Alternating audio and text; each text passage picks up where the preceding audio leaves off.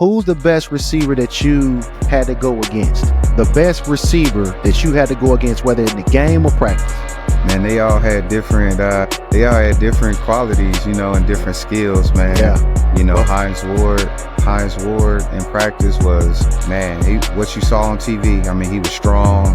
He was he was an OG smooth.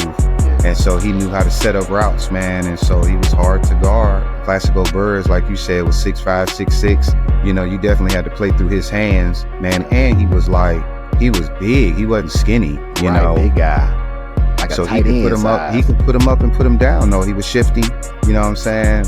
Tell me about Ocho. Tell me about Ocho, bro. Tell me about Chad. Ocho, a Hall of Famer, man. So Ocho was the real deal. I would say the hips.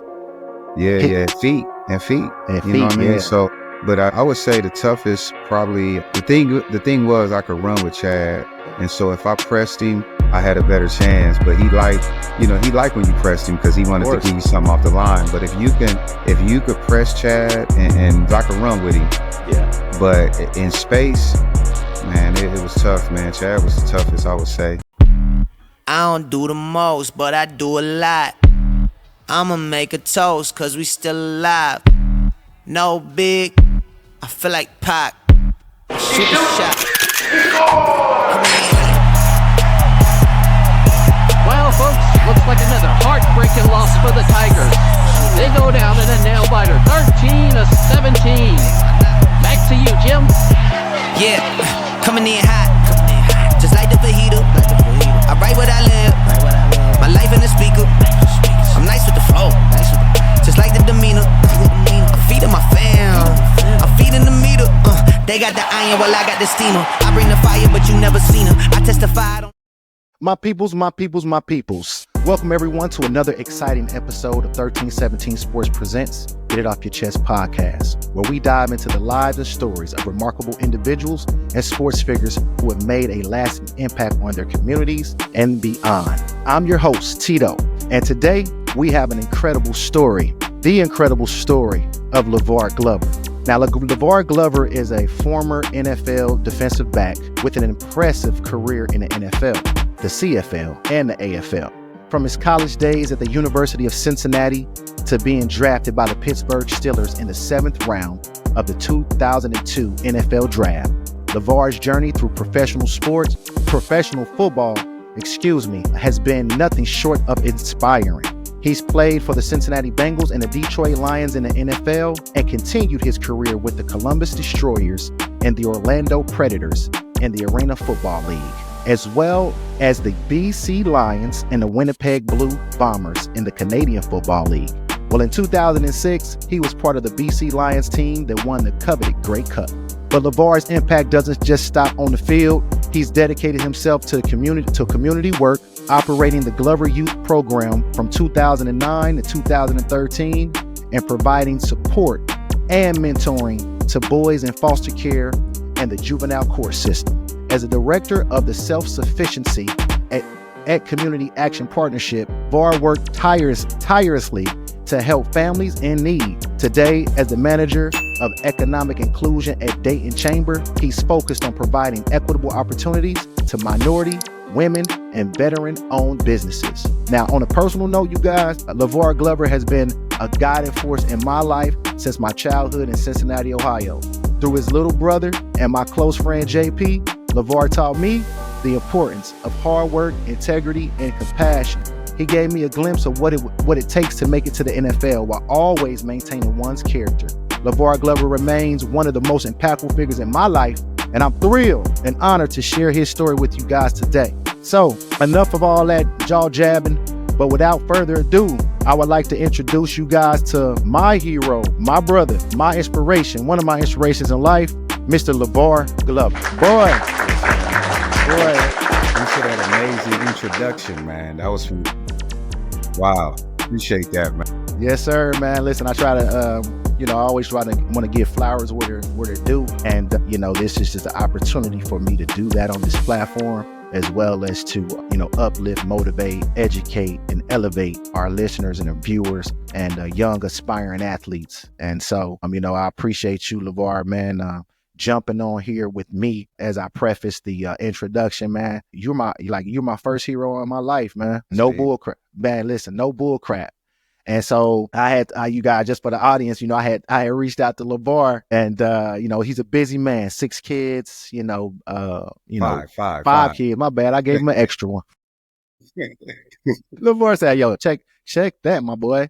So, but he's a busy guy, 5 kids, all of them actively in sports. 2 of them are scholarship football players at their respected schools, Oklahoma and Marshall. Both played DB, both played DB, defensive back, and both of them are pretty solid studs on the football field. So, but yeah, I had spoke to you, LaVar, reached out to you, and I actually told you,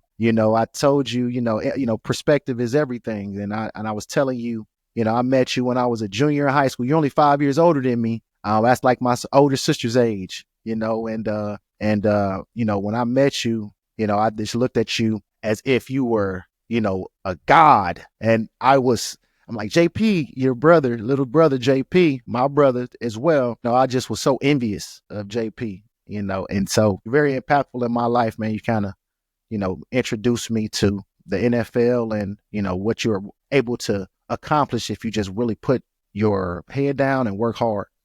And so, but yeah, man, enough of all that stuff. I want to get down. I want people to hear your story because you have a inspirational story, LaVar. I always have to, I try to get a starting point. So we'll go back. We're going to go to the beginning, with the basics, right? The beginning. So just want to tell the audience, tell the audience, not, I know all this information, but what area are you from? Yeah, I'm from the west side of Dayton, Ohio. I grew up in Jefferson Township and Residence Park, if you're familiar with Dayton, but mostly went to school at Jefferson Township City Schools. Nah, city school. So you're a public school guy, huh? I'm a public school guy. Inner city, baby. Listen, that's where, hey, you're in inner city, baby. You really got to work hard. So you growing up in Dayton, you growing up in the inner city of Dayton, and you're involved into sports, and I want to get to that. But before we get there, and you're in Dayton, who helped raise you? Yeah, man, believe it or not. So I grew up with my parents, my mom and dad, until I was about 12 years old, and they separated. My grandparents had a huge influence, and so we were over our grandparents' house, 95% of the time. I had an aunt and uncle. And so I would say it was a team effort, man. But mom and dad was at home, man, until I was about 12 years old. But it was definitely a team effort with grandparents and aunts and uncles as well. Another one of those nuggets. You were another reason why I was like, man, you had a mom and dad. When it comes to the inner city, especially at the time where I was growing up, that was very rare. So, and again, you're only 5 years older than me, so it was rare for your generation as well. So you have your mom and dad, helping, raising you, your grandparents. Yeah. Now, how many siblings did you have? Yeah, I got an older brother and a younger brother, as you know, JP. And so got a half brother as well. And so, yeah, man. So we got three brothers. I got 3 brothers. So 3 brothers. And you say you the middle kid. I'm the middle. You the middle guy, man. Good gosh. And JP, the baby. That's right. James Phillips, for all you guys who don't know, that's my brother. So your mom and dad raised you, helped with your grandparents. You're going to inner city school. Yeah. Now, when did sports had sports, and in particular football? You played all 3 sports growing up. Did you play all 3 sports as an adolescent and in high school? Yeah, man. People don't know that I didn't start playing organized football until I was in 7th grade. So my first 2 sports were baseball. I started at 5, and then we played golf. Inner city kids playing golf, man. What? So, yeah, man. We played golf starting at about 6 or 7, and baseball was my thing, man. Baseball was my main sport. Nice. But football was always there. We played, at school or in the neighborhoods that we lived in. But I didn't play organized until I was in 7th grade. And so you started playing. Baseball was your thing. What position in baseball? Center field, played shortstop? Everything. Yeah, shortstop, third, pitched, played second base. It was pretty good too, man. So we played at First Dayton Little League. And First Dayton Little League was in Crown Point on the west side of Dayton. And some of the biggest stars in Dayton, Ohio, period, came from Dayton, First Dayton Little League. Wow. And So I played baseball from there from age 5 to 17. And so that park was not only, a platform for Little League baseball, but I mean, it was great mentorship. I mean, we gained so much from being there. That was pretty much half of my childhood, Right. And being at that park. Little League is, hey, listen, that's where that's where all your homeboys, you're playing against your homeboys, playing with your homeboys, and you get to high school, you may not go to the same school. It just intensifies that rivalry, just the competitive nature. And so now when it comes to football, right, that's obviously that's my bread and butter. I played all three sports too, but football was my bread and butter. Was football the last sport you picked up, or did you did them all at the same time? So I would say, football was probably football and track. So, but I started to be honest, like I said, in 7th grade, I started track, basketball, and football. And so I didn't play organized basketball either for any of the AAU teams or anything like that. So I started, when I started junior high, that's when I, played for the school and pretty much a 4 sport player. Yeah. But football, man, really took off, man. I started out playing running back in the 7th grade. And, I felt that I had some speed or whatever. And you give me the ball, man. And, hey, that was all she wrote. So I played tailback starting out. Tailback. 7th and 8th grade, played tailback. And then, felt like I was too small, man. I was kind of skinny. So moved to receiver when I got to high school. Right. So now you playing receiver. You fast guy. You're the fast guy on the field, and now you picking up football. That's the last sport you're playing. Yeah. Now, when it comes to sports in general, who inspired you to play sports? Was it something like a God-given ability? Was it, you watched your older brother? Was it your dad? Who inspired you to play sports? Yeah, I would say my older brother Dorian. So I tried to model everything that he did. Had an uncle as well. My uncle Will play sports. They both play football, baseball, and I modeled after them. They were really good athletes. And I tried to be them, compete against them. I tried to be better than them. I knew if I could compete with my brother or beat my brother in the game or, do something, excel further than he did, I knew I would be pretty good. Right. But I looked up to them, man. They inspired me. I thought that they were the GOATs. Yeah. And so I tried to do everything that they did. Right. So you had, again, that family dynamic, kind of help mold you, right? You had your parents, you got your grandparents, you got your older sibling, and of course, the older sibling doing this thing in sports, and you like, I want to be like my brother. I want to be like my brother. I want to aspire to be like my brother. That's which right. was at the time was your superhero. And so you're playing football, you're playing basketball, you're playing baseball. Now, when it comes to the NFL, or the Major League Baseball or NBA, now when it came to the three sports that you were playing, when did it start hitting you like, you know what, I want to take this and I want to go to the next level and play it in college? Which one of those sports kind of ignited you to have that mindset? I would say football, man. So probably my 9th, 10th grade year, I started excelling. That's when I realized I want to get a scholarship, man. That was a goal at that point. I want to get a football scholarship. Right. And of course, my brother was playing. And so he was going through that phase of life as well, visiting schools and, he had pursued to have a football scholarship as well. So I was right there, a little bro, just kind of in that process.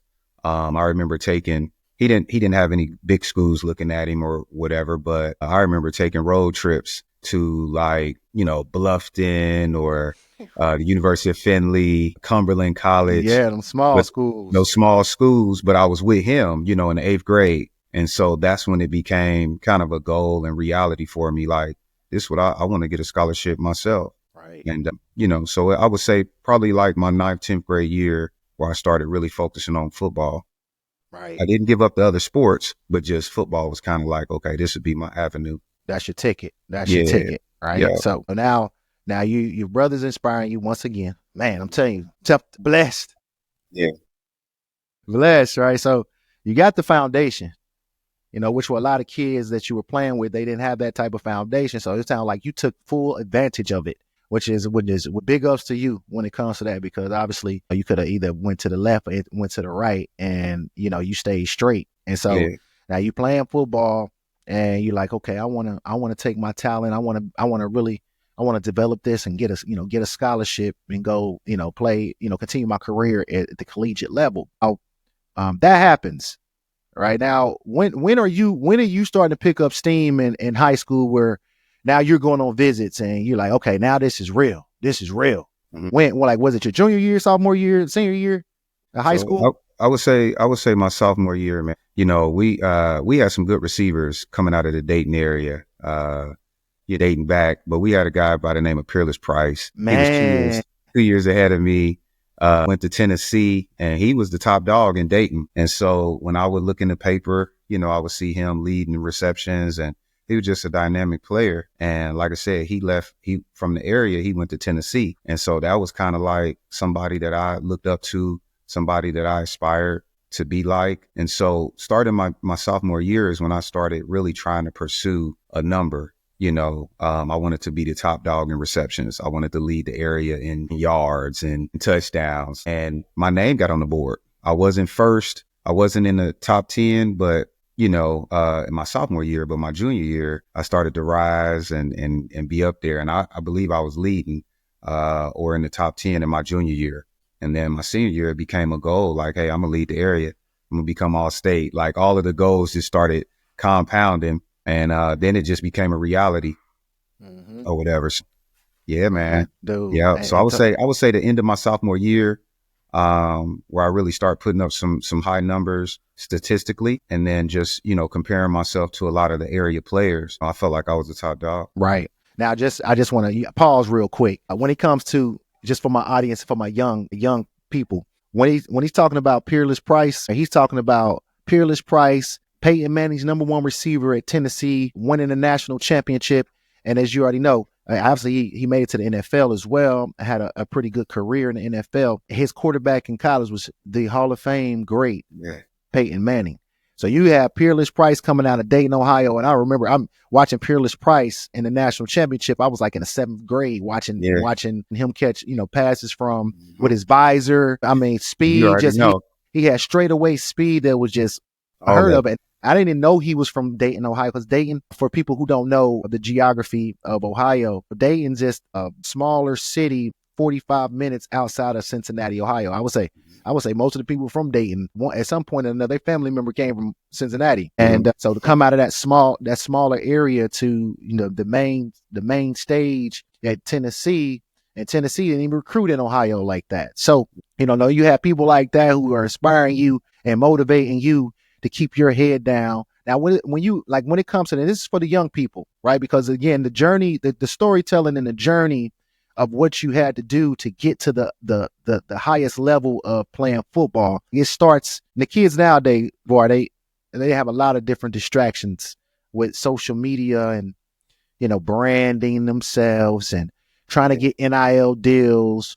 Because you get an NIL deal, that you necessarily don't have to make it to the next level of the sport, because you've been taken care of through the collegiate level when it comes to NIL. Now, of course, a lot of distractions now. It was a lot of distractions then. How are you able to keep your head down and say, what, instead of going out tonight in high school, I'm gonna wake up and I'm gonna do 15 ones, go to the gym, work out, do some gassers, because ultimately that's what it takes. I always notice that's the difference from younger guys in high school to making it to a big school than getting drafted to the NBA, Major League Baseball, or NFL. Was it like that for you? Were you as disciplined as you were when I met you when you were a kid? To be honest, man, I would say, yeah, I was just I was a blue collar guy, man. Sports was my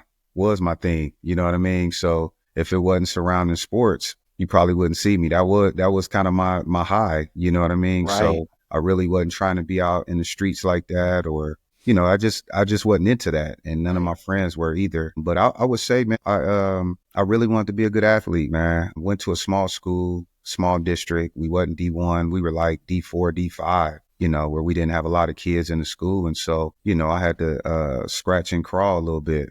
Scholarships they weren't knocking on my door or anything like that. I really didn't have any offers like that, man. I was looking at a D2 and D3 schools, some local schools. Maybe the biggest school that I was even looking at was FAMU, Florida A&M. Man, HBCU. Yeah, it was a HBCU, man, at the time. And but I did a camp at University of Cincinnati and in the summer, and really excelled in the camp. They didn't have my name on the list or anything like that, but a local coach, a guy that was coaching there, Wink Martindale, he was from Dayton, and so he recognized my name and where I was from, and really started to pay attention to me. He said, he gave me an opportunity to come there as a preferred walk-on. And so once I saw Cincinnati, University of Cincinnati, I was like, man, this D1, this big time college football for me. I really don't even need to pursue anywhere else. I'll come here and try to earn a scholarship. But to answer your question, man, like I said, we had a good family foundation, but that doesn't, mean that we didn't have dysfunction, and a rough upbringing, because Yes. we did. Even though we had people in places or whatever, but it was still rough growing up, man. And Right. so I knew that school education, and football as a vehicle, would be my vehicle out of tough times. Right. You know what I mean? I was one of those kids and one of those athletes that, wanted to take care of my family, and so I would say I want to buy my mom a house, things like that. So I knew that education and if I had the opportunity, man, football would allow that. And so I was focused. I was locked in, man. I was locked in. Always locked in. He was Yeah. always I'm talking about always locked in. And when I met you, you were a young man. You Yeah. weren't even a full blown grown man. So your mindset. It's just hearing your mindset then to when I met you to now. It's all conducive to the same person. Like, that is repetition. That is who you are. Another of many reasons why I just you just meant so much to me, and the impact that you ended up having on my life. And so now you mentioned you going to the high school. You're at a Division 4, Division 5, and just for people who don't know, I live in Georgia, and so in the southern states, at least here in Georgia, the highest division is the highest number. So if it's 7A, that's like Division 1 in Ohio. In Ohio, Division 1 is the best. And then you start going down, Division 2, 3, 4, 5, etc., the smaller schools. And so now I believe, obviously, if you were at a bigger school, you're the level of, it's because of obviously the level of competition that you're playing. And it's kind of no different than how the NFL kind of reviews smaller school players opposed to, your Oklahomas or Ohio State players. But you mentioned the University of Cincinnati. So you don't get a scholarship. You go to the camp. It was Reebok, wasn't it? Reebok camp. Man, I know, because I've been to one. I've been to a Reebok. Yep. Reebok. Come on. I was like, and when I went to the camp, LaVar, I was mad that I was at the camp. I thought it was beneath me, because I had an opportunity to go to the University of Georgia's Nike camp. And there's a story behind it, but I'll say that for another day, because it's pretty interesting. And it almost changed the course of my life when it came to the camp. But you go to the camp, you put on, you go to the camp, you compete. But one thing about you're a competitor. So you go and compete, and they don't offer you a scholarship, but they offer you the opportunity to walk on to potentially earn a scholarship. So let's talk about that walking on, because I was one of those people coming to walking on. I'm like, bro, that's hard. You got to go to class. You got to be the practice dummy. You got to be the ultimate team player. And even if you're better than some, like half of the players that are on scholarship, they're going to play the guys who they're paying to on scholarship. Yeah. So you're already going there with a chip on your shoulder, if I'm not mistaken, right? You going there with a chip on your shoulder. Yeah. And what position did you end up, playing at the University of Cincinnati? So I went in as a receiver, wide receiver, about 50 pounds, maybe 155, soaking wet. Yeah. Was undersized, but like you said, definitely went in with a chip on my shoulder. And I kind of, that's kind of my personality anyway. Like, I'm gonna prove you wrong, And so, definitely got good sportsmanship, but when I came in, I sized up everybody that was on scholarship, and had a kind of a microscope on them, where I was evaluating them from day one and to, kind of evaluate what they can do compared to what I could do. So when I went in, man, test wise, athletically, I was probably the second fastest person on the team as a freshman. And, the only person that was faster than me was Artrell Hawkins, who was a second round draft pick. You know what I mean? Second round draft pick, a DB, you guys. Yeah. DB. So, but man, like I approached it like anything else. I felt like it was a foot in the door. I didn't take it lightly, didn't take it for granted. It was definitely humbling, but as long as I, got some issue gear, I was in the door, man. So I had an opportunity, even though my issue gear I didn't have, I had a duplicated number. I had I didn't have a regular number on the roster. My number was like 104 or something like that. Yeah. So that's what was written on my shorts, on my shirt, on my laundry bag. And it was, you could see the blatant, just the way the structure went, the walk-ons got, kind of a second hand. You were treated like a stepchild in a sense. You weren't first dibs.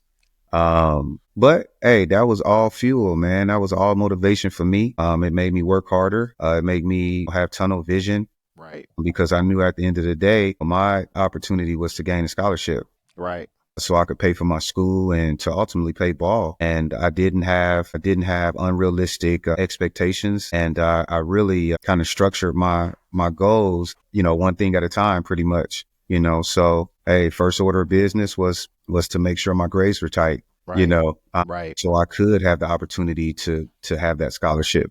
Yes, so sir. You know what I mean? So yes, sir. I wanted to give them every opportunity to say, hey, this guy is a, good character guy. He's a hard worker and he's performing on the field. And I tried to cover all of those areas, and I wasn't perfect. It was tough. Because not only, man, as a walk-on shoot, we didn't have any money, man. Correct. My family, we were poor. And so, had to open up a student loan that first year, and rely on Pell Grants. However, Pell. Yeah, man. But however, that paid for school. And because I wasn't on scholarship, I didn't have any other money. And so I had to go out and get a job, bro. And so I went out and got hold on. Yeah. Hold on, wait a minute. So wait a minute. So just then again, this is valuable information for the young aspiring athlete. He was walking on. Right. That means he's not they're not paying for his tuition. They're not paying for his food, no room. He's walking on. He's an hour away from, or an hour and a half, hour 15 or give or take away from his home. And he's the second fastest person on the team behind second round draft pick DB Artrell Hawkins. Look him up. Don't worry, in the edits, you'll see, I'll pop his face up. I had a, long career in the NFL, millions of dollars. Your family's, not well off. And this man has to get a job. Now, mind you, you guys, as you heard the introduction, he got drafted to the NFL. He played in the CFL. He's won championships such as the Grey Cup. And this man right here, and all this stuff is hard work. I mean, this is mental toughness. This is mental toughness at its highest level at a young age. Right. I'm sorry, I had to pause right there because a job, go back to it. So you had to get a job. I had to get a job, bro. We were staying off campus. So my first year, like I said, I stayed on campus. I was able to experience that regular college feel, that college experience, whatever. And I guess what gave me confidence is the fact that I was on the team. Even though I was an unscholarship guy, a walk-on, I was on the team. I can go to practice. I could say, hey, I'm putting on this uniform. But yeah, when I moved off campus, after my first semester, so it was still in my first year, but after my first semester, moved off campus, got an apartment with a football player. We had to pay rent. So I went and got a job at Blockbuster. Yeah. Shout out to Blockbuster, baby. We miss you. Blockbuster Video. Yeah. And it became a thing, man. You know what I'm saying? Like, hey, all the coaches had to know, my teammates knew, and it was something, man, because I remember leaving practice and Mike Tomlin, he wrote me a letter one day. Hold on. Hey, look, I got to pause because this is you're the third person I've had a podcast with, right? A conversation. I like to call it conversation. The interview was out the window. I'm gonna tell you, this is the small world.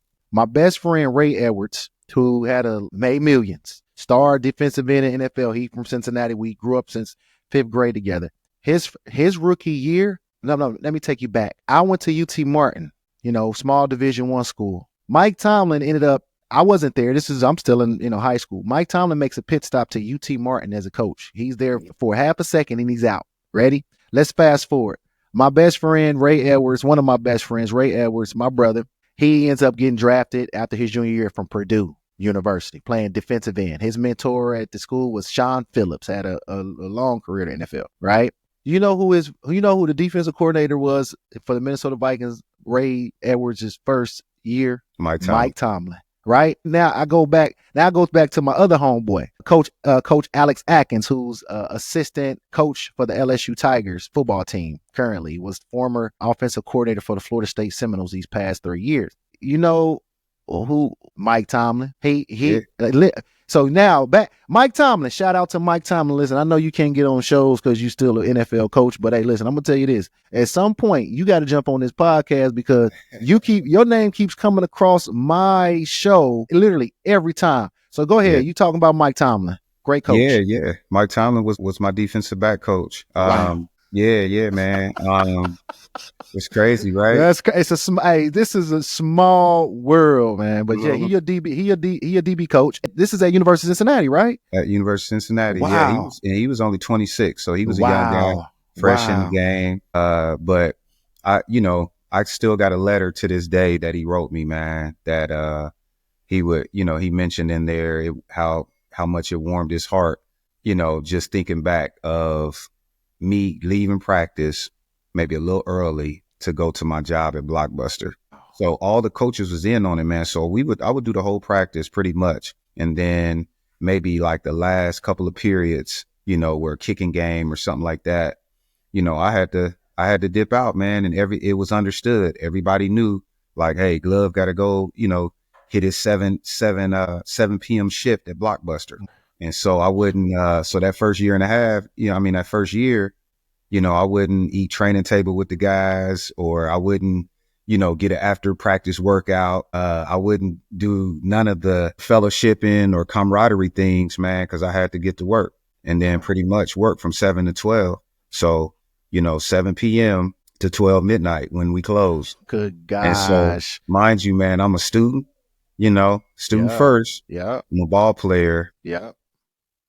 And so, right. And so that's what the grind was, man. But it kept me focused, man. And now that I think back on it, it's wild, man. Big dog. Hey, LaVar, listen, crazy thing is, and what year is that? What years are these? What we're talking about? Yeah. So this was 97, 98. Man, I mean, so and I was just talking about how small the world is. Let me tell you this though, LaVar. So the Blockbuster you're talking about, I already know which one you're talking about. Yeah, because right there. Obviously, it used to be Walgreens and everything right there, Foot Locker and and Kroger, right? And so let me tell you this small world. So at that time, my family and I are living in Mount Auburn in Cincinnati, Ohio, and Coreyville, University of Cincinnati. I will walk. It was a record store in that plaza as well. It was a record store, and I would walk there. I mean, religiously. And that's where I would buy, all my, No Limit Soldier tapes and my what's my Cash Money and 3-6 Mafia. Yep. And so we used to go to Blockbuster during that time, all the time. And now I didn't know you then, but sure enough, I'm telling you, at some point during that time, LaVar, I'm running into you. Small world, big dog. Well, back to your story. I had to pause on that because that area is totally different now. Changed everything. So dude, young people, listen to what he had to do, right? Just to get a scholarship. We haven't gotten to the playing time. We haven't gotten to, him getting drafted. We haven't gotten there because from the story right now, LaVar, from the story right now, it's like, hey. He just walked on and man, that was it. He, had made some good friends. And, so this journey is so far so good. You work, you working it. The coaches are all in, and nighttime and I wrote your letter. You're working to midnight and getting up for class and practice. Go ahead, continue. My bad. Nah, man, just locked in, and that just became a part of the schedule. That became a part of my routine, and it really locked me in even more because I had a regiment. You know what I mean? I wasn't able to get off path one bit. I had to stay locked in. But I think from there, man, I gained respect, from my teammates, from the coaching staff, and everybody involved because of everything that I had to, kind of endure and everything that I was putting forth. Like, hey, this guy, I'm willing to do what it takes to get a scholarship. And so I kept my head down, man, and moved my way up a little bit in the depth chart. And felt like, hey, if I can become a special team player and a regular contributor, hey, I should have my shot, man. And that's what happened. I would, so that second season, and so this would have been my first year. Your freshman year. Yeah, my freshman year, my redshirt freshman year. Red shirt. So you got you. Yeah, so it's my second year technically, but my redshirt freshman year, my coach had told, he had said like, hey, Glove is on the depth chart. If he's traveling, he deserves a scholarship. And so, that's what happened. I was first or second on special teams, and I was in the mix as a walk-on, and so they couldn't deny it, man. Right. Cause you know what I mean? And, rest is history, bro. I ended up earning a scholarship, that summer, and was able to obtain 4 years on paper. Nice. You know what I mean? Didn't have to work at Blockbuster no more. Right. He ain't had to work at Blockbuster. I got a chance to go to study table and eat studies. You know what I mean? Caesar salad, and made my mark, man, on special teams, man, for real. Like, and it just goes to who I am, man. Just a blue collar guy with my head down, and I wasn't too good to play special teams with however I can get on the field. Right. And that's what I did, and end up later becoming a captain, special teams captain, because of my commitment to special teams. And playing at Nipper Stadium, boy, it used to be Nippered anyways, and Bengals used to play. I was just be their home stadium back before we was born. And so you get the scholarship. You talk about names such as, the great Mike Tomlin. I got to say the great because, Mike Tomlin's only been coaching for the Pittsburgh Steelers for the last 22 years. Like half of my life, he's been a thorn in my side because, shout out to the Cincinnati Bengals. I'm a Bengals fan to the day I die. All right. And who they, baby, who they. So when it comes to Pittsburgh, they've only had 3 coaches in the history, and I have seen 2 of them, but watched one of them's whole career, and apparently he's been everywhere I've been. Mike Tomlin. And so as Mike Tomlin, he's still at University of Cincinnati by the time you earn your scholarship. Absolutely, yeah, he's still there. Yeah. Wow. Yeah. And so. So you learning firsthand one of the great defensive minded football minds out there, right? The football world is Mike Tomlin, and I always dub him as a players coach. Was he like that? Was he like that then? Like he was a players coach? I would say even more so when he was 26. Man, what you see now is what we saw. Man. You know what I mean? What you see now, 100% super transparent. Players, coach, dream. Man, one thing about him, he knew how to motivate players, man. We all different. We all have different, different triggers or different, things that move the needle. And Mike Tomlin knew how to motivate us in our own personal way. He knew how to get me fired up. He knew how to get each individual player fired up, man. And that was his gift. And he was realistic. He was always honest with us. When we were doing something wrong or whatever, he would love us up, and then he would tell us the truth. And just that's how he is. That's how he is today, man. One thing I like about him is he would give us the assignment. He wasn't big on technique, which I'm a technique guy, but he didn't care. He was like, hey, just get to the job done. Get to the party, man. That's it. I don't care how you get there, just get there. Yeah. But, and then he would give some tips on, hey, you could do it this way, you could do it that way, whatever fits you. And so, but he was a true inspiration, man. I would call him a mentor, a friend. He truly believed in, you know, developing young men on and off the field. And so, he was A1. Right. I mean, from back then, he was A1. And still the same guy. He's Yeah. still doing his thing. And so you have him as your DP coach. You have Rick Mentor as your head coach. Yeah. Right. And again, I was small world. He pulled me in that camp, LaVar, that I went to. I just went to, and the Reebok camp, Cincinnati versus Cincinnati camp. I went to that. When I went to the camp, hundreds of kids, hundreds, and I wouldn't even come dressed. I didn't even come with cleats. I came with sweatpants on, Air Max, because again, my brain was, I was like, hey, I'm supposed to be at the Nike camp down at the University of Georgia, and so I go here because I ended up having a connection through one of my coaches, and it was another coach there. Shout out to Doc Gamble. Doc Gamble, man, you change. Hey, no Doc. See, like I said, Doc Gamble. He's another one. Doc Gamble. If there's no Doc Gamble, there's no Tarian Stevens, T.Doe playing, college football, and I'm not here.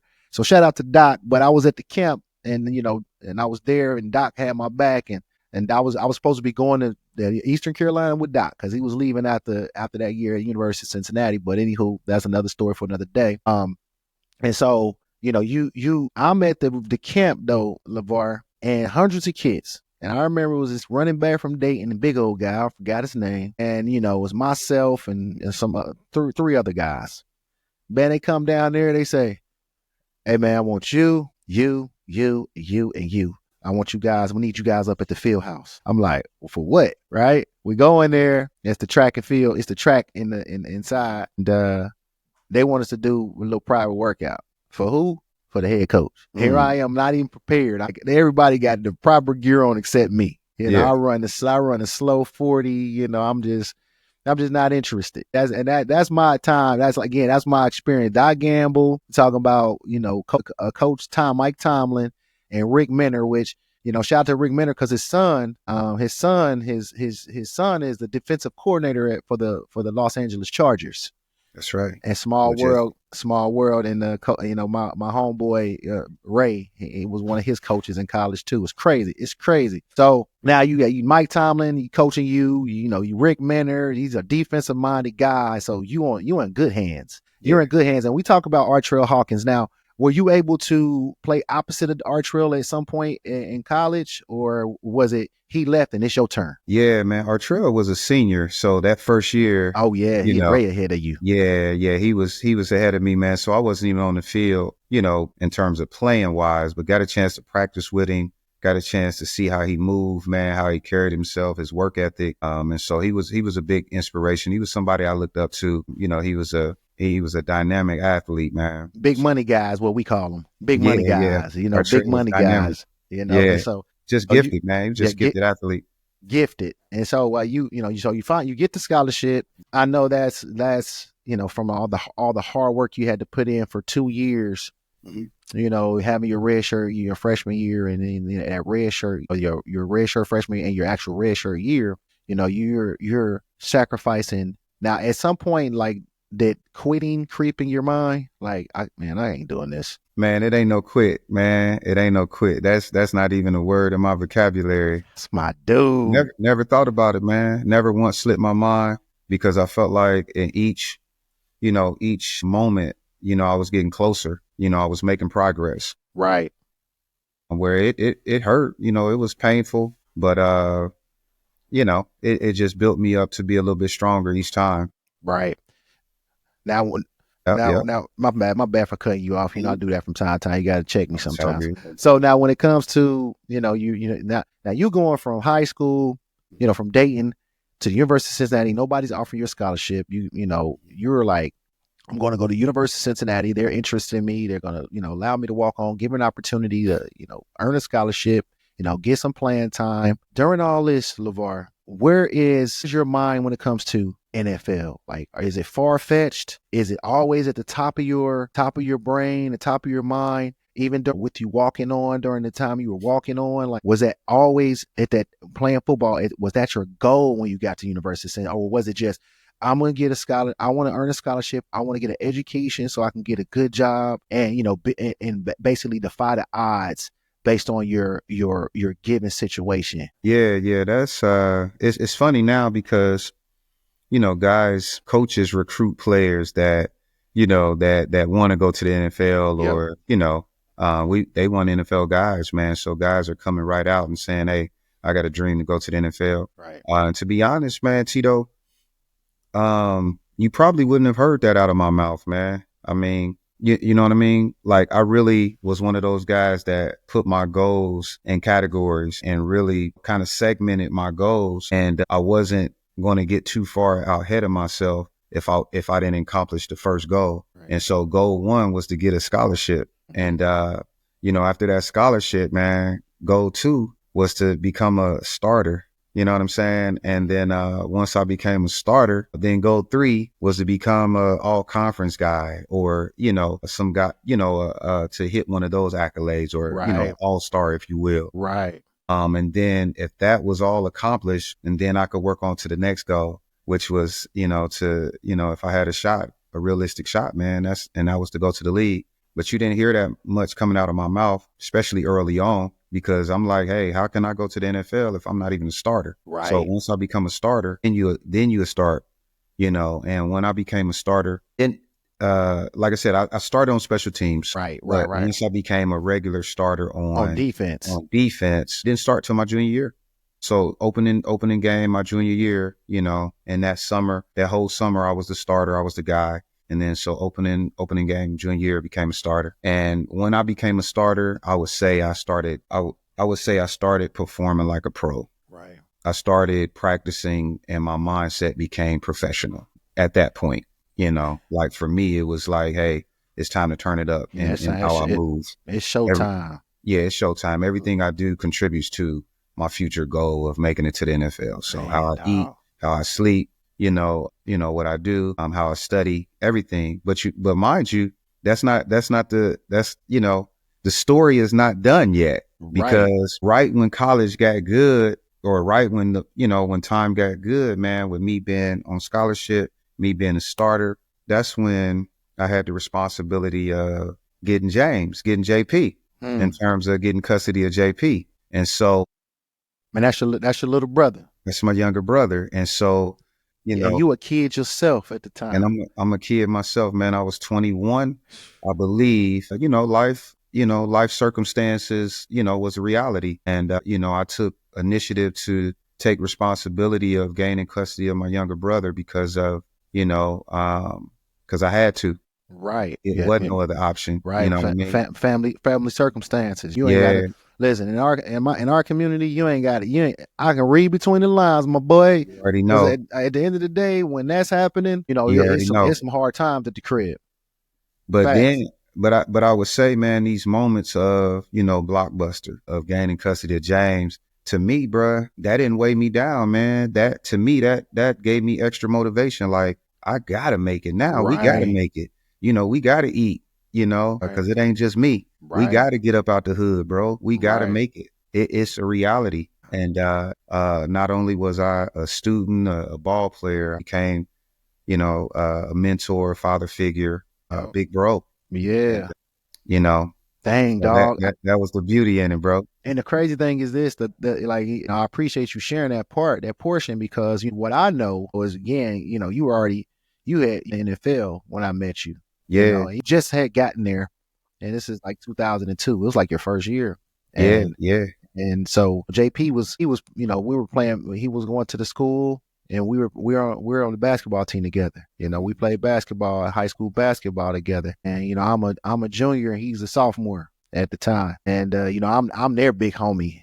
They looking up to me. I ain't even knowing it at the time, but I didn't know all that. I didn't know you got him in college. I didn't know that. Yeah. That just makes it that much more impressive, So, and I'm sure a lot of your teammates, they admired you, because at those times, man, it shows you the maturity level that you had at the time.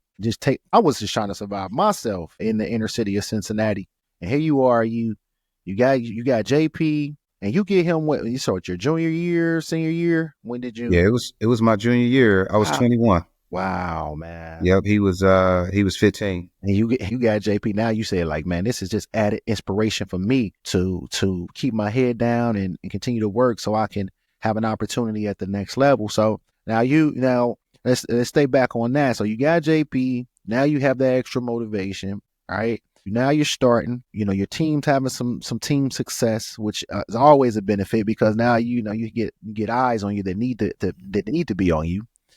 And so you have you become an impact player. I think that's the word we were looking for, impact player. And now you didn't have this like it wasn't like a burning desire. Would you say it was more of a burning desire once you got JP, because you're like, okay, I'm good enough. I got the work ethic, but now this is just that, like, I really want to get to the NFL now.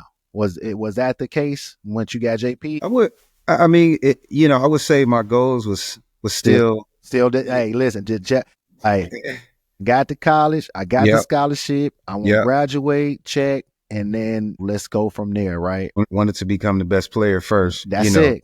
Competition. It was exactly. I still wanted to compete, man, with my peers. And like I said, I stayed humble, man. I stayed humble. I didn't get too far ahead of myself. And, if the opportunity presented itself, then that's when I was, that's when he was on to the next phase. On to the next phase. Focusing on what you need to focus on once you get there. So, So now you've had a unbelievable story. Young people, I need you guys to listen up.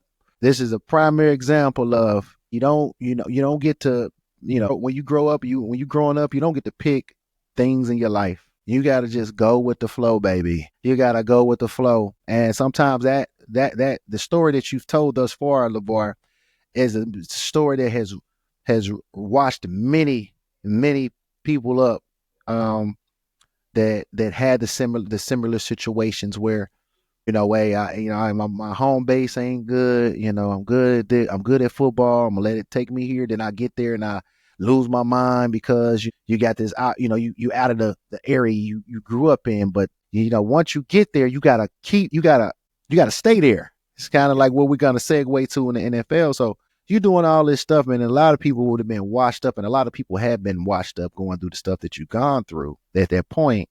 But you got that killer mindset. And again, going back to some people that I know who made it to the NFL, such as yourself, that I personally know, that was the difference, in the earlier parts of you guys' career. You guys, Ray said it, my boy Tripp, Coach Atkins at LSU, he said it, you're saying it. And that's the common denominator. You got to go with the flow of what the rest of the world's doing. You got to have a chip on why, and you got to really work towards it and work on it. And so now you have a good career. You got Coach Rick Minner is the head coach at University of Cincinnati at the time. Your DB coach, your position coach is Mike Tomlin. I mean, you're around some defensive minded type of guys. I mean, your team's having great success. You're having great success. You get JP, and you continue to work hard. Now you go into your senior year. Now, when you're done with your senior year, are you getting invited to any like senior bowls or anything like that? Yeah, I was an alternate at the Senior Bowl, and I was surprised. I thought that I would go to the Senior Bowl, but I became an alternate, and then I was invited to the I believe it was like the East West Shrine Bowl or something like that. Mm-hmm. But for some reason, I didn't go, and so I think my agent kept me out. It was for some reason, I'm not sure why, but I didn't participate in it, but I did get invited to the combine. Nice. And so, that gave me a platform there. Right. Now, when it comes to that, I want to get to that. And I asked my boy Ray this too. And this is for the education. All right. Now, when it came to, now you're about to finish up your senior year at University of Cincinnati. You end up getting invited as an alternate in the Senior Bowl, and you turn down the East West Shrine game. When did you know? Who told you that LaVar Glover, hey, listen, you had a good enough career where in this year's draft, like you got an opportunity to get drafted or play at the next level? Who told you this? Who told you this? And how did you get an agent? Did they reach out to you? How did you get invited to the combine? Tell me and Ray told me his story, and he was like, I don't know how to do it now, but how it worked for me was, hey, Sean Phillips agent called me and said, "Hey man, look, yeah, you projected to be a late first round pick, like Yeah. so tell me." And then he's like, "Man, then he's like, they did all the combine stuff. They told him, his agent told him like, hey, you gotta." And he didn't sign the contract yet with his agent. He said, "This was Octagon Agency," and he's like, "Yo, they did that, bro. I just showed up." He called me and told me. So tell me your story. Tell me that. Tell me how did that work? And this again, ladies and gentlemen, this is like 2000, and this is year 2001, 2002. Yeah. 2001 is what it was. Draft was 2002. So go ahead and tell me. Yeah, 2001. Yeah. Yeah, tell me that story. 'Cause again, I'm about educating and elevating the audience, the viewers, and especially young people. Yeah, it was pretty special, man. And like I said, my senior year was really kind of setting the stage for the pros, man. So everything I did was with that mindset. And we would see, we would see scouts come to practice, and they would come to our weight room, and they would watch film on us. And so you would hear word, hey, they came for glove, and and so that was a little bit of motivation and inspiration there. And after our bowl game, though, was when things really started becoming a reality, because before that time you can't talk to any agents or anything like that. That's how it was back then. Right. Like you couldn't talk, you couldn't share anything. It's different now with NIL and stuff. Yeah. So after our bowl game, man, I had a number of agencies sending me mail, calling me, coming up to the school, and it was like, wow, this thing is real. You know what I'm saying? I already knew that I was going to the combine, because that was in February, or like February. Well, this time, February, March, into February. Now, who told you that? Who told you that you were invited to the combine? Yeah, they sent an official letter. Wow. They sent a letter in the mail, and so that was big time. That was big news. Right. But yeah, man, agents hit me up, and they would have former players, or actually not former players, but current players call to try to recruit you. And so one of the guys that called me was Aaron Glenn. Man. So former defensive coordinator of Detroit Lions, new head coach of.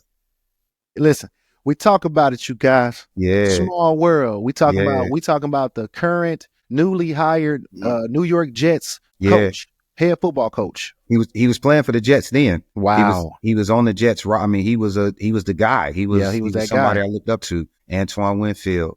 Shout out to Antoine Winfield. He played with my boy Ray in Minnesota. Great, hey, one of the best DBs I had ever seen. And it's just a small guy, but so smart. So freaking smart. His son's killing it for the Tampa Bay Buccaneers right now. Super smart, man. And like I model myself after him, because we were like similar in size. Yeah. He was a technician, man. He taught me a lot. We actually got a chance to train together. Wow. In LA. And so I ended up ultimately signing we had the same agent out of Ohio, Richard Katz, out of Cincinnati. We signed with Richard Katz, man. And Richard Katz, had myself and a couple of guys from Ohio State. And, he sent us out to Los Angeles, man, so we could train. And so I went out to Los Angeles for about a month and a half, 2 months, felt like longer. Yeah. But we were out there working out at Gold's Gym, on the track at Santa Monica, running with Carl Lewis. We was in the weight room with bodybuilders, Charles Oakley. And I mean, we met, matter of fact, our trainer was the same trainer as Kobe Bryant, Magic Johnson. Like, we met those guys, man. And so it was all surreal, man. Right. And now you working out with first round or second round draft. I mean, Ohio State powerhouse at the time. I mean, still a power. That's my school right here. Baby. And they got a beast of a wide receiver in Jeremiah Smith, man. Shout out to you, my boy. Need you on the show. But anywho, so yeah, you out there. You training with. I'm talking when I say I respect Antoine Winfield. Like that's like I respected you. Like your work ethic, dude. Your work ethic. So absolutely. So you got the agent. He's putting you around talent, just as well as you. Yeah. And so you out there in LA, you training, and now you out there for 2 years. Now it's the draft time. Now it's time. Yeah. Now tell me about that experience, because I know that when you talk to any guy and where they were drafted, aside from the first round, right? After the first round, they feel like, hey, listen, I'm from this round talent. I'm a this round talent. Like, I'm better than this person. Like, so tell me about your experience when it came to being drafted, because obviously you were drafted in the 7th round, which is the last round of the NFL draft. Tell me what your thought process or what were you feeling? because that wasn't conducive to all the work that you had put in. Yeah, man. It like I said, it was all a blessing, man. You know, You was in. yeah, it was all a blessing, man. And I look back on it now, it was the world, you know, it was something that I dreamed of, man. You know, I didn't think I wasn't one of those guys that, you know, thought that I was, you know, I definitely had confidence, man, but I didn't think that I was, you know, somewhere, or I didn't think that I wasn't where I was supposed to be. Got you. You know what I'm saying? And so I looked at it this as, wasn't a consolation for you. This was, this is a goal. This was a goal, and I'm here now. I got it. Yeah. No matter where I went. No matter what round, right? It didn't matter, man. I mean, you know what I mean? As long as I was, like I said, I was blessed to even have that opportunity, man, as a walk-on, as a 155-pound walk-on. Listen. You know what I'm saying? Yeah, LaVar, like straight up, just again, straight up. Just to have that opportunity, man, like, and you know, after the combine, I had a decent combine, had a better pro day, and so, you know, I was slotted. You know, they have all of those publications or whatever. And so I was slotted anywhere from, you know, 3rd to 5th round or on up. And so I was always hearing anywhere from 3rd to 5th or 3rd on up. And so I would say, hey, man, wherever I go, you know what I mean? Hey, I'm going to do my best, you know, because I was a smaller guy or whatever. And I wasn't killing the nation in stats. Matter of fact, I only had 2 career interceptions, man. So only started 2 years. Yeah. Had 2 career interceptions and walked on, you know what I mean? But at pro day, I ran a 4.38, and that kind of helped. Hold on. What'd you say again? Tell him again. Tell him, LaVar, tell him again. You ran a what? My pro day, I ran a 4.38. 4.38, you guys. 4.38. You know, I like this. I wanted to talk about that because, you know, we got the NFL Combine going on right now. You know, this week. I mean, at least it was this past week. So you running a 4.38. You get drafted. Now, when you get drafted, who's drafting you? When you get drafted, like who calls you? Yeah, man. So that first day we had a draft party, man. So my agent invited everybody downtown to one of the towers. And so we had a draft party. We invited, you know, my family and friends. And the first day, you know, I was like, hey, if I get picked on the first day, that's fantastic. But I'll probably go on the second day. Yeah. Back then they only had 2 days. So it was Saturday and Sunday. And so that day, bro, I got calls from, you know, the Dolphins, Tennessee Titans. I mean, I was getting calls the whole day like, hey, we just want to make sure that you're there. You know, would you like to be a Tennessee Titan? Tennessee Titans called me 3 times in probably 10 minutes and still didn't pick me up on that day. And this is the second day. This was the first day. So this is the first day because they were calling. And so it was the 4th round. And they were calling. They said, hey, we got 2 picks, you know, in the 4th round, and we're thinking about grabbing you on one of the picks. And I was like, man, that's what's up. 4th round. Okay. Man.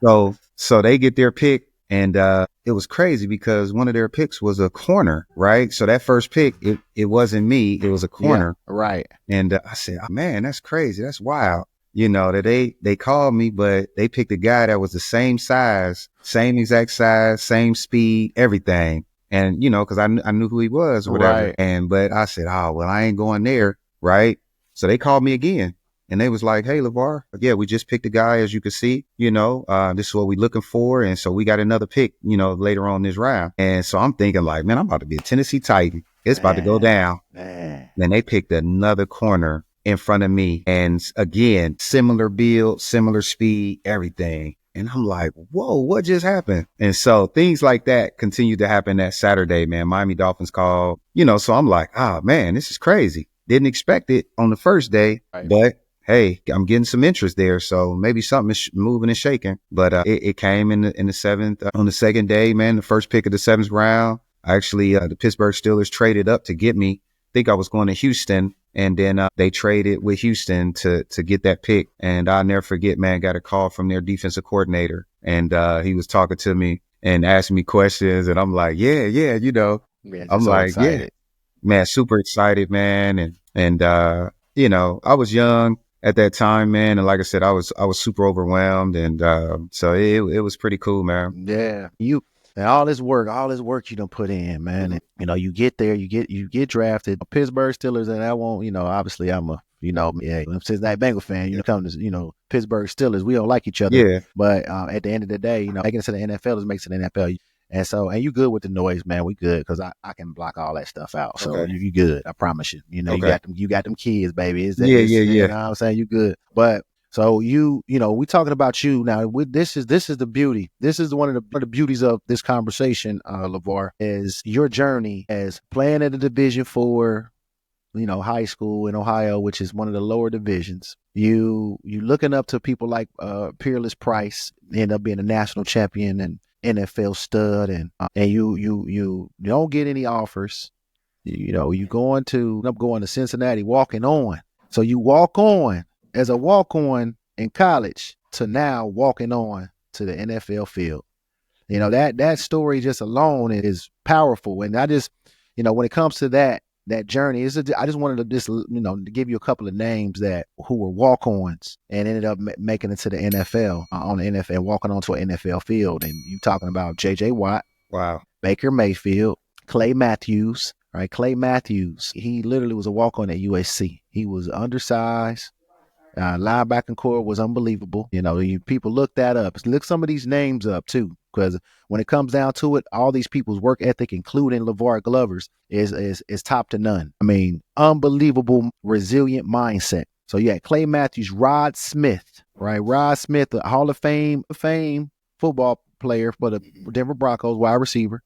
J.J. Watt's a Hall of Famer, all right? Jonathan Ogden, offensive lineman. Walter Jones, another exceptional left tackle, just to name a few walk-ons in college who ended up walking on the NFL field based off of their willingness not to give up or give in and to keep their head down and work hard. So now, LaVar, you get drafted by the Pittsburgh Steelers, and that's exciting. You know, you got your little brother now. Are you like, man, all my dreams are happening, like everything that I work for, everything that I been sacrificing is finally coming to fruition?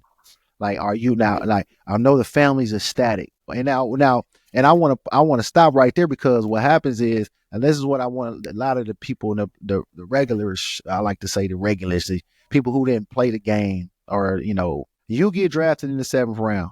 That doesn't mean that you don't have a guaranteed spot on the team, correct?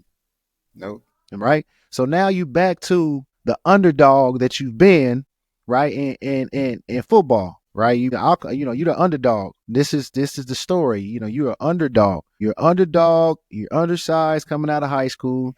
You're undersized. You're in college, but you end up, a starting DB. Now you're getting drafted. You know, did all this work, and you get drafted in the 7th round, only to have to work hard to make the team. So, you know, and now I wanted to stop and say that, because, you know, a lot of people who, when they make it to the next level of their professional sport, the highest level of professional sport, or they're outside of professional sports, just your work, all right, your job, now you have to maintain, now you have to stay there. And that's the part that a lot of people don't get, that a lot of people are not willing to work to stay there now that you're there. But now you're a 7th round pick, just like now you're back being a walk-on all over again. Tell me what your mindset was going into, you know, your rookie year in the NFL, knowing that you were a 7th round draft pick and knowing that you had to make a team.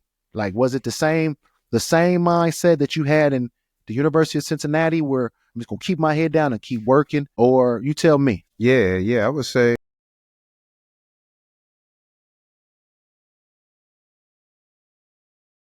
we can do some. Bro, keep talking that shit, you just might move some. Apply that pressure. Apply that pressure.